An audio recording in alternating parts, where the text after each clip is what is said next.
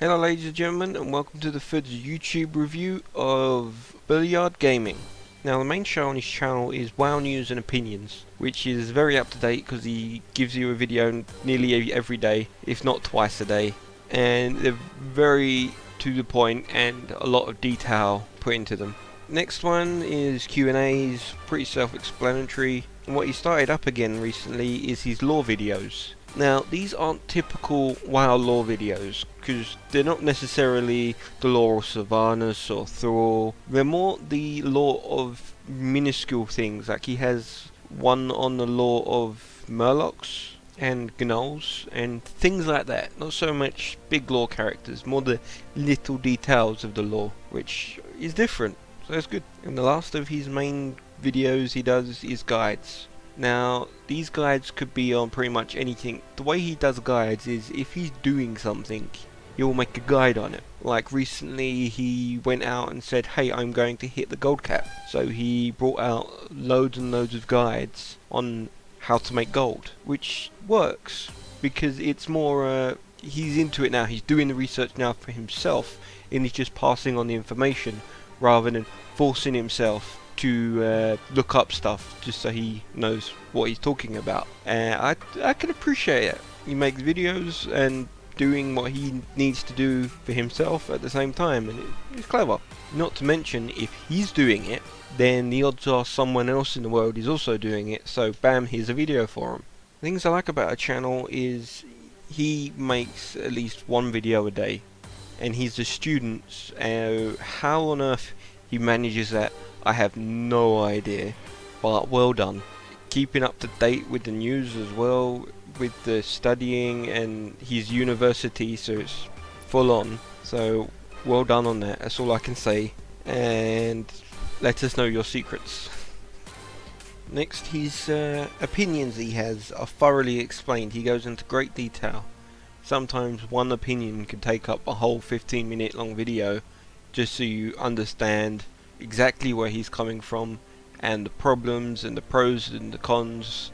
He goes into great detail. Now, for the things I'm not quite keen on the channel, sometimes, and I'm fully aware this could just be me when I'm in a bad mood and I watch his channel, but sometimes he can come across a little bit pompous, and he's always saying things such as, oh, because I'm studying game design and I know this better than most, and I'm like, yeah, but that's a bit obvious if you look at it, what it actually is. If you just look at what's in front of you, you don't need to be studying game design to understand it. But as I say, this could just be me, but I've felt like I had to say this, that sometimes he comes across like he knows better than most, which he probably does as he is studying games design, but he doesn't have to point it out. But just saying, this is just on occasion. This isn't every 5 seconds or even every video. It just, when I'm in a bad mood and I come up and I listen to him and he points it out, it just, but again, I can also understand that he has to say these things so you understand where he's coming from. That's why it's I believe this problem is mainly me, not necessarily him.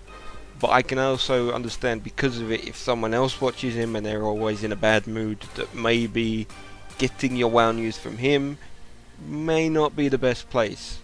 Another negative I have with him is when he criticizes Blizzard for having grindy things, which is fair because if you've played WoW for longer than 5 minutes, it's clear that most of the game is a grind fest. But when he criticizes them and then he says, okay, here's an alternative, which is brilliant. It's always brilliant that if you criticize someone that you can have an alternative if you can. But then when he gives the alternative, if you break down his alternative, it becomes a grind fest. This has happened on a few occasions when he's criticized, saying, hey, why don't you change this quest to this sort of quest? And if you break down what his quest that he's gone into great detail is, at the baseline, it's a grind fest. And I understand it because that's how World of Warcraft works. A lot of it comes down and breaks down into grind fest. Even raiding, if you break that down, you're killing the boss over and over and over again to get your gear. It's a grind fest. If you're looking at PvP, you're killing the Alliance, yes I'm a Horde, over and over and over again to get your honor and your valor, or not valor, get your conquest. Shows you how much I PvP. You kill them over and over again. It's a grind fest. Same with questing. And there was one that he criticised the legendaries, and he said rather than these grind fests in raids where you're just getting items to build up, why don't you have a cool quest? Yes, a cool quest would be a good alternative, but what is a cool quest? It came to mind just a second ago, and it annoyed me a little bit. But I personally, just so I'm saying this, I don't mind the grinding.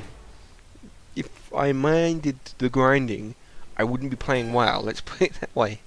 I like picking away at things, and then after a while you get what it is. Yes, it's a way of making the game last longer, but I don't mind it. But that being said, I have noticed that a lot of Bellular Gaming's opinions, I've sat behind my keyboard going, but I like it.